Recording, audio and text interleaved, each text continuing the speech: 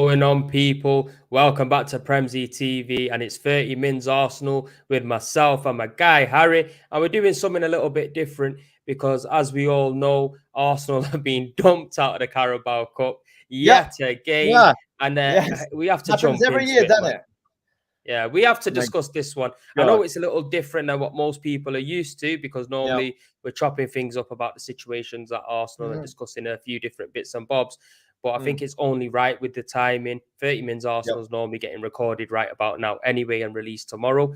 But I Yep. think we can't hold back. We have to discuss what has been going on at the club and what has gone on today. But how are you doing, Harry, first of all, bro? I know 4 o'clock in the morning's no good for you, Yeah, but it, so it wasn't quite the game I wanted to get up to at 4 in the morning, mate. It was a shocker. It was a nightmare out of all proportions. Stab into reality. Let's get talking, mate. Let's get talking. Well, look, first of all, I'm going to bring up the starting lineup and I want to discuss a little Yeah. bit around that and see what we might have done different because Mm. I think we did go with a weakened side. Obviously, We we did did. have a little discussion, obviously, Mm. earlier on in the week and such on. And I was saying maybe we go strong and change maybe one, two, three players at max. Mm. But Mm. it looks Mm. like Mm. we went for a big change. Let's get the starting Yes, lineup up. this is quite And important, mate. You just look at the starting lineup. Obviously, Rambo coming in for Raya. It's like I've got absolutely no problems with that. But first of all, you look at the back four, yeah, and you look at Kivior playing a right-handed, right-sided centre back alongside Gabriel. That's one big difference. You take out the solidity and the safetiness, the rocked Tomiyasu, and you bring in Zinni, left back. But then it's the point that I'm really looking at is the Kai Havertz, Jorginho, Vieira midfield. And that injury to Smith Rowe changed a lot for us going into this game, I reckon. Smith Rowe brings in a whole lot of urgency. He's better on the ball, his touches, and he was gradually picking up his minutes and picking up his performance too. Him being injured, and that was gutting. Not playing Rice, I can totally understand that with the Newcastle game coming in. And then up top, Eddie coming off from a hat trick, and Nelson and Trossard, absolutely no problems. Newcastle have just practically dumped and completely shat on United's face with a very weakened team, right? Did you see this Newcastle yeah. starting lineup, man? Yeah, it's mad to Yeah, be yeah, fair, yeah. but I don't No, expect any different, man. United are shite, man. totally. But end of the day, performance just wasn't good enough. Poor all around. So many talking points, including what if VAR was instated for their first goal. But we were sleeping, mate. We were sleeping, especially at the beginning of the second half. Yeah, I think you pretty much hit the hammer on the nail there. I think if I was to look at that starting lineup, I think it's a very, very weak midfield. I think Yep. Havertz, Jorginho, and Vieira. There's no strength in that midfield, and Zero intensity, yeah, mate. man. And you got to give West Ham credit because I done a Yes. few previews as well prior to this game, and I wasn't quite confident because I know what we can kind of put ourselves in for in the Carabao Cup in the aspects of playing a weakened side and maybe using this competition and not being so serious in it. I just seen that happening again, and I'm not surprised that West Ham won. To be totally honest with you, especially when I seen the starting lineup, because Nketiah, yeah, even though he scores a hat trick, he's not consistent enough for me. Reece Nelson, it is good that he's got a little bit of a run in, Reece Nelson, but I think maybe Havertz had a decent first half, so did Reece Nelson, but it just wasn't enough. We're not creating enough chances, no clear cut opportunities really. Defensively, we were very poor. Zinchenko, we're going to have to touch on him and his problems at the moment, because for me, I think he's a midfielder.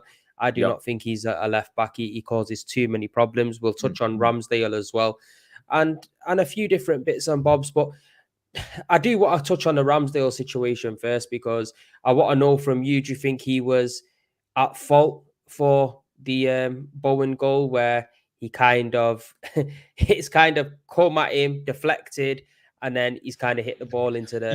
I mean, he could have done better, but it's a deflection in the space of like 0.1 seconds that takes him totally out of a reach. Oh, we've got a Japanese girl saying, "What's up? I'm a Japanese student. Today's game is so sad." I wouldn't say it's like the end of the world or something. Take it with a pinch of salt. We can give some of our players the rest that they deserve. We're cursed in this comp.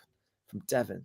Wow. 1993 is the last time we won it, man, and it doesn't look like we're going to be winning it anytime soon. But yeah, man, the Ramsdale one, you was obviously touching on that. I'm guessing you were happy to see him start in the cup competition because Raya has been a little bit shaky. Yeah. Last game he was all right, but prior to that he has been shaky.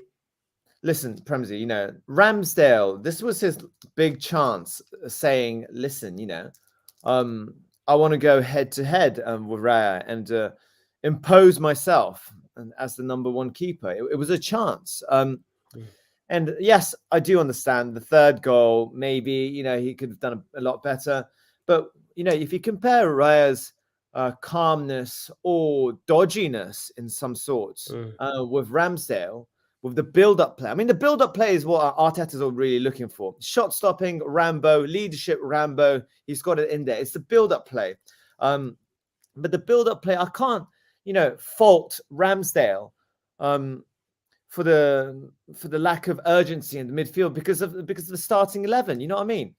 So I think it was a par performance. It was like I'll give him like a B. For the 90 minutes. What's your? Do you know what I think? To be honest with you, he's not had much game time, so I do feel he's going to be a little bit rusty. I agree with you. I think the second goal that was scored, I don't think there's anything he could have really done about that. I think it was a good finish by Kudos, but Zinchenko again, poor defensively. Gabriel could have really put a challenge in, but he kind of tried to stand tall and block the shot, which was the wrong option. So we couldn't really do anything with that. The first goal, Ben White, what the fuck is Ben White on? You get me? Normally very ever present in the box, clearing the ball when we need him to. Very poor game from Ben. Yeah. I'm saying quality finish from him if it was in the right net, but it was mad. So we kind of set ourselves up for failure from the start, really. It's quite early on that goal went in, and then we never really created. There wasn't really much of a reaction from us, in my honest opinion. I think second half, dreadful, absolutely dreadful. Even the first half, I looked at it and thought, okay, we could get back into this game. Second half, I just thought, that's it. It looks like we've sacrificed this cup yet again. And I'm not with sacrificing cups, Harry. I don't know how you feel on it, but for me, I feel like Arteta's been here now for 4 years. I think he's brought in over 20 players. We should have a good enough first team and B team, a good squad to challenge on all fronts, because I keep saying it, we've not got no God-given right to win the Premier League or the Champions League. There are other teams that I put before us in that. So we can't take these cups lightly, because I'd rather win a cup rather than no cup. Some people might say, oh, even if we win the Carabao Cup and nothing else is not a successful season. I do hear that, but I'd rather have a cup than no cups. And it looks like time and time again, we're seeing this competition sacrifice, no matter which manager it is. Arteta, Wenger, Emery, whoever it is, they just don't respect this cup.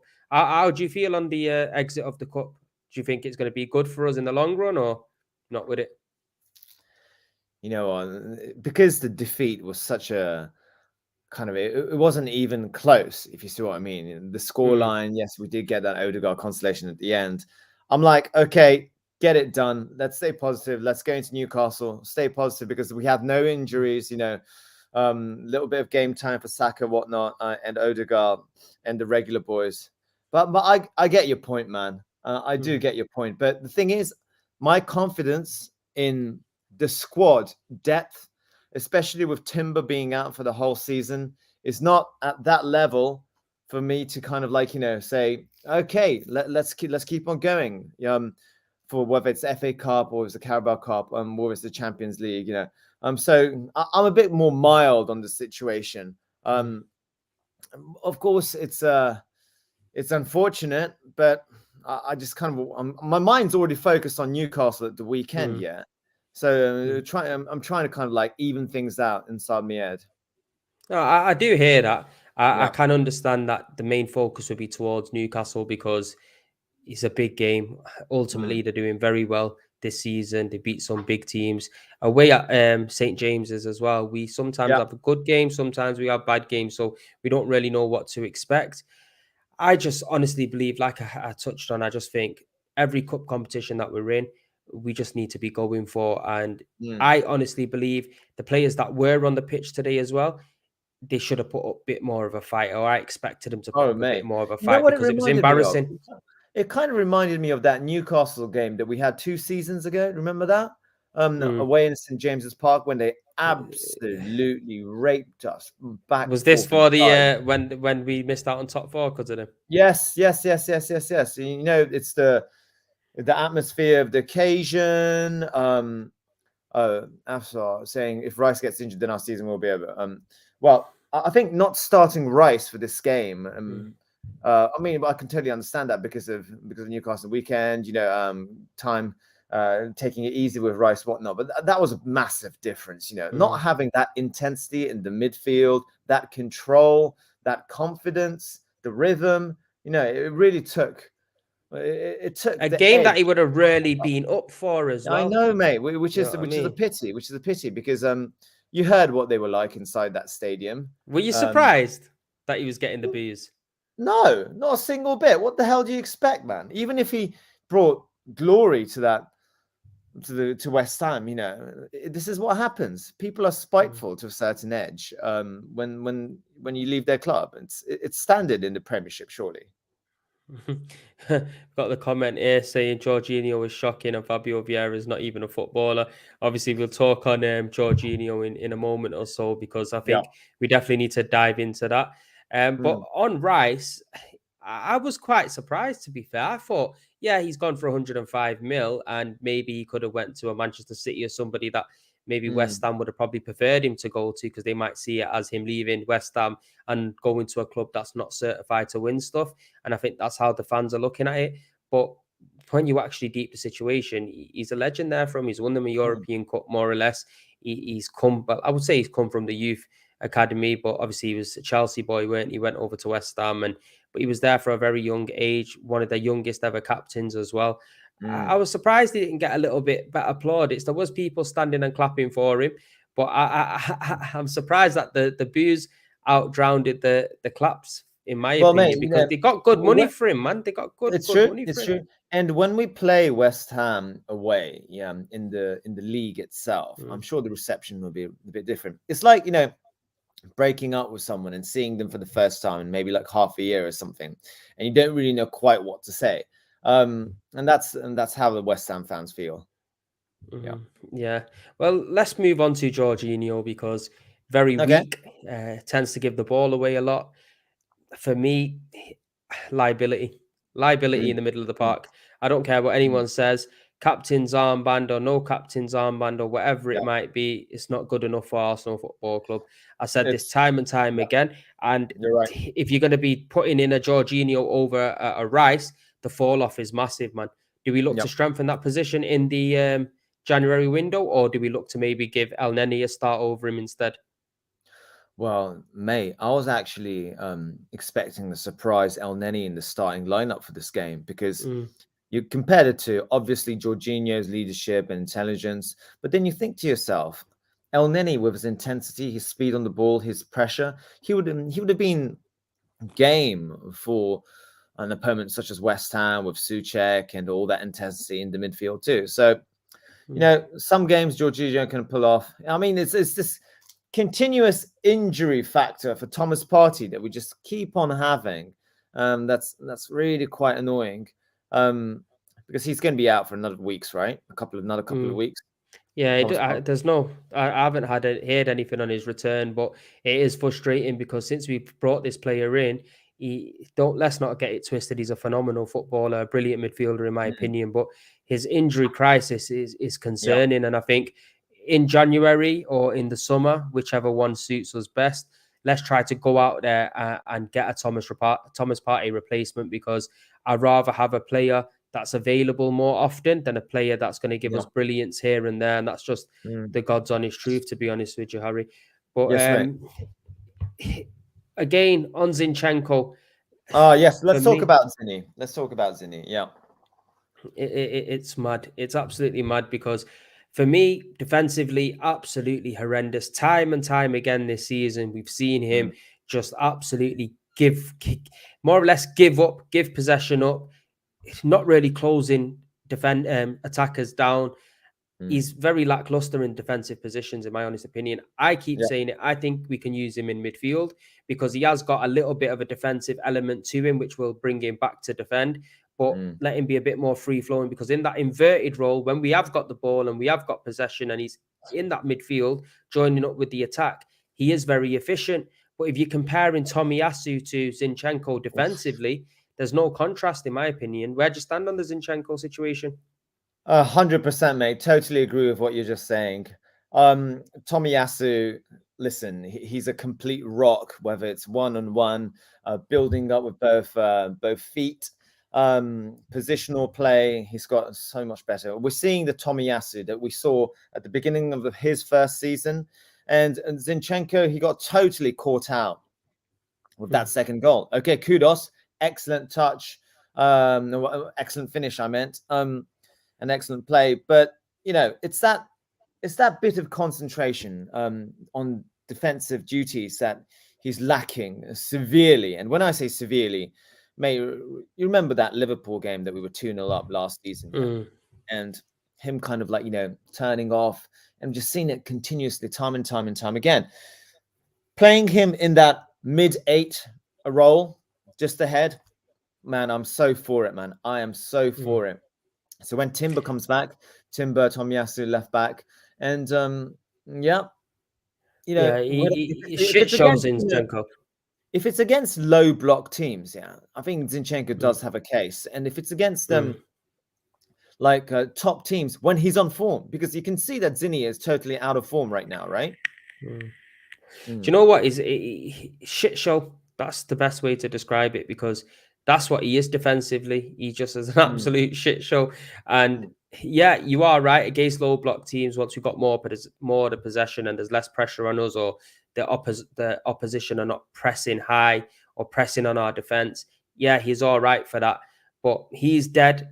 We've got um a few comments in the chat as well regarding Havertz, 65 million, 35 million for Fabio Vieira, 100 million wasted.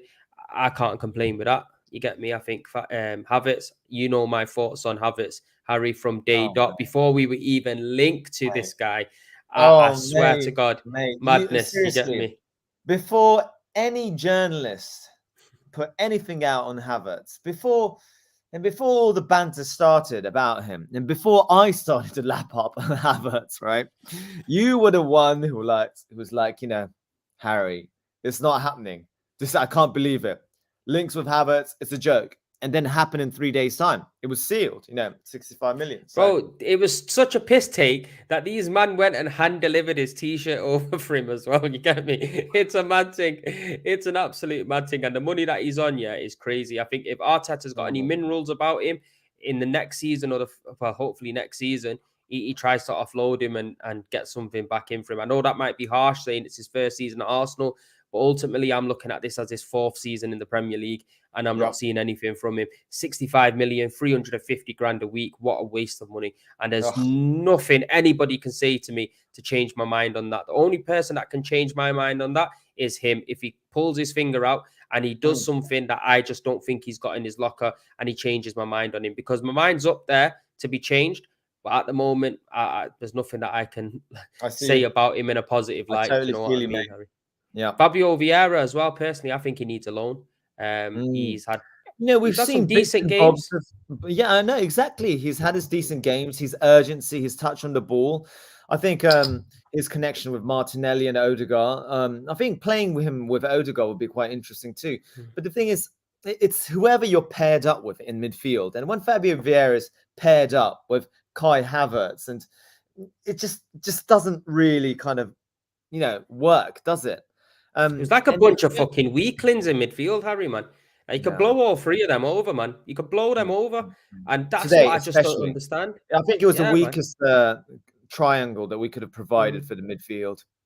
The Get El weakest. Neni in there at least. A bit Yeah. of a dog, somebody who can actually put Yeah, his foot in. exactly. You Some, need a bit of a yeah. dog. You need a bit of like a Gattuso-esque or well, one of these holding players, no nonsense, Douglas Luiz-esque of, and we missed that. And they had zero protection, and we got the counter. You saw how West Ham totally ripped us on the counter, yeah. But usually what happens Rice kind of manages to put a foot in, or the positional play too. But there was just a severe lack of that today. Yeah, there was a lack of drive, lack of emotion, lack of passion, lack of of emotion any ideas as well, man. You nailed it, man. Yeah. It was a shit show, in my honest opinion. I know I keep using that word, but it wasn't good enough. It was an embarrassment. Oh, mate. Fair enough. And we got to talk about Eddie too. Eddie, the lack Yeah. of consistency, mate.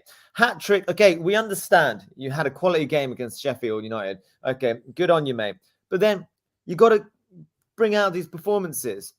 That was a 10 out of 10 performance. Today, at least give us a 7 out of 10 performance.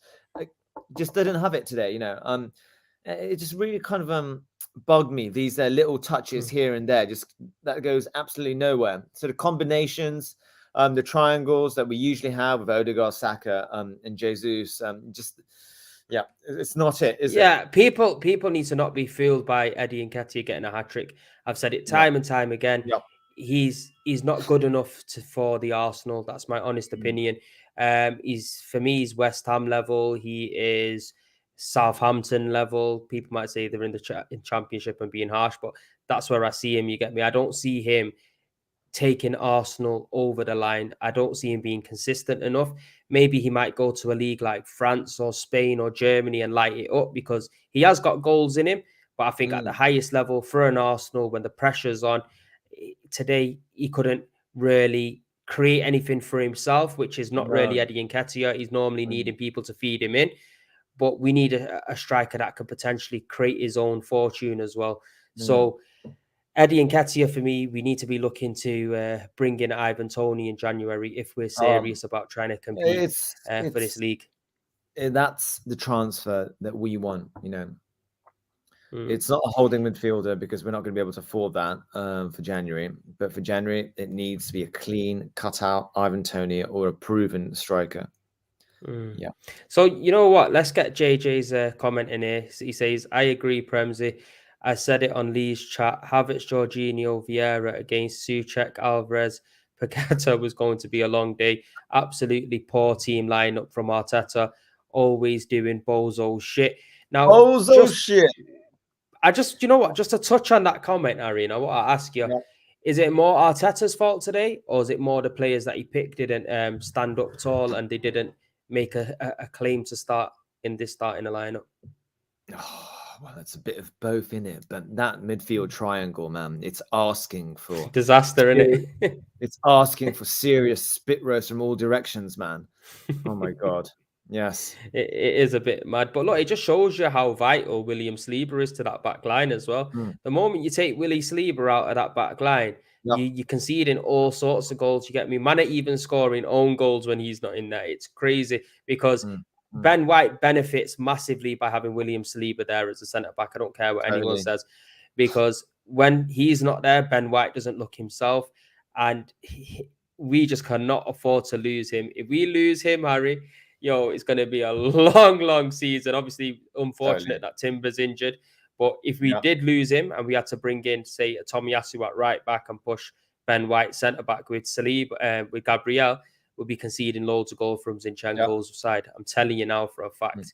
But it's absolutely crazy, man. But let's talk about January, because we have an opportunity to build on the squad that we've got. Where can you see this team needs strengthening? Whether it's the midfield, strike, defense, who could you see us getting, which is reasonable and realistic? And how many players do you reckon we will have to bring in through the door to really push on and challenge for the league? I hate to be pessimistic, but for January, even if we were in like a title chasing spot, could you see the club forking out 100 million? Let's say for an Ivan Toney, who's probably going to cost 65 to 70 million, at least, according to the current market. The other position in question, of course, I would love to have a backup for Thomas Partey and Declan Rice for the number 6 role. Is the Saka role, he came on today, and I think the rest's done some good on him. But the games, they will wear out on him, as we saw last season. And Nelson, when he's on form, when he does the goods, brings out the goods, he's good. However, it's a Pedro Neto-esque signing that we need, a player who can take the sword to their left back and to defense in an individual manner, as Saka can do, but a player who can also blend well with the surroundings, meaning Odegaard and Ben White. And mate, Pedro Neto, before his injury, he looked on like he was on fire. Quality player. Yeah. Quality player. Quality player. But you know what? You touched on Ivan Toney there being 60, 65 mil, and would Arsenal put the money down for them? Why don't we do some smart business? We give them Eddie and Nketiah, give them 20 million. That is Brentford's level Eddie and Nketiah. If you look at the positive things about him, he's English, he's young. They don't have to have to include him into any kind of list or whatnot. He's now being called up to the England squad. They wouldn't have to go and replace Ivan Toney because they've brought a striker in, and they've got 20 million to go and spend on other parts of the team if they want to strengthen. Maybe we could do that. We're taking 100 grand off the wage as well. You know what I mean? That 100 grand could go towards Ivan Toney. It's a fantastic suggestion, but realistically speaking, can you see Arteta letting Eddie go? I can't see Arteta doing it, but I just trying to speak it into existence. You know what I mean? The law of attraction and all of that. Premsy speaks a lot of sense. Let's have fucking Zinny playing that number 8 role on the left, man. It would make so much sense. I don't know, but next time the Arsenal job's going up for, I might apply.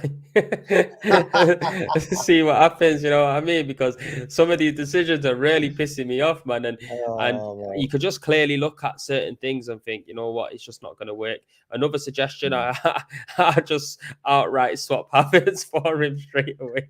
You get me? I just say to you, you pack your bags January and at the fastest turnover in transfer history. You know what I mean? And get him gone. Get him gone. It's mad. But look, let's quickly have a look to Newcastle before we wrap it up. Okay, people that are watching, please make sure you smash a like on this video. It's totally free, and subscribe if you're new, as we're on the road to 7K and we can't do it without you. Make sure you go and check out Harry on all social medias as well. He's a massive Arsenal fan from Japan. Content is crazy as well, so make sure you go and check him out. But look, Newcastle, they obviously done a number on Manchester United.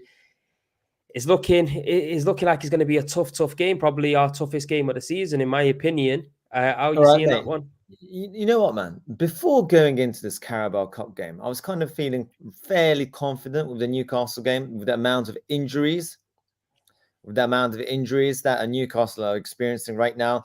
You look at their starting lineup for today and you're thinking to yourself, okay, they've rested Almiron and Bruno Guimaraes and Callum Wilson too, Dan Burn, Kieran Trippier. But apart from that, they're playing like their B team effectively in certain positions. But it's St. James's Park. And in St. James's Park, what you're going to get, it's a full-on, in-your-face crowd. And the Newcastle players play out of their socks, usually. This is what happens. But we need to take the game to them, as we did away in Sevilla. We need to have that sort of fluidity, the solidity.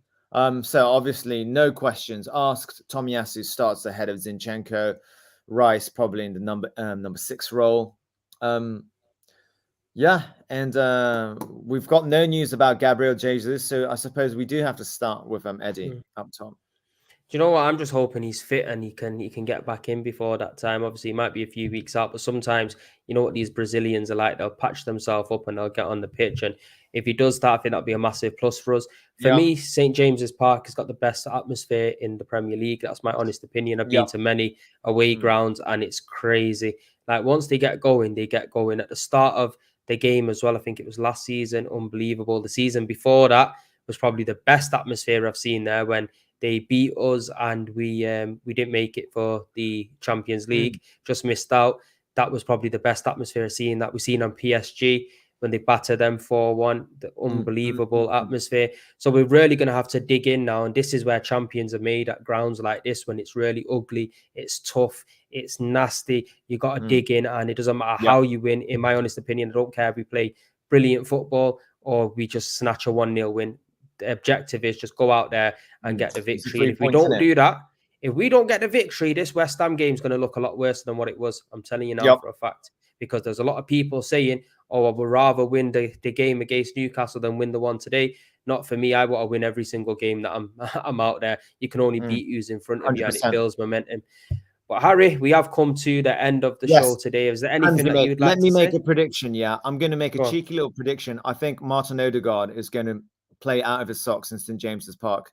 I think he's going to bring something to us that we haven't been able to see too much this season. It's a brave prediction, but yes. Am I going to put on a bet for him to score, or is it one of these Havertz 15 goal involvements predictions as well?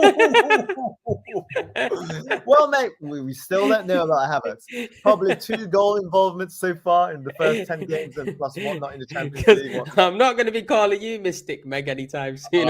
Mate. But that's right, man. I just want a massive performance from our captain. We need it. We need it. And we haven't had it in this season, too much of it. Fucking scored today. So hopefully that gives him a little bit of a lift, man, because he's been on some pretty bad form of late. But look, Harry, it's been a pleasure having you on. Obviously, we will catch up next Wednesday as well. People that are watching now or watching later, please make sure that you hit the subscribe and you like the video on your way out. Peace, people.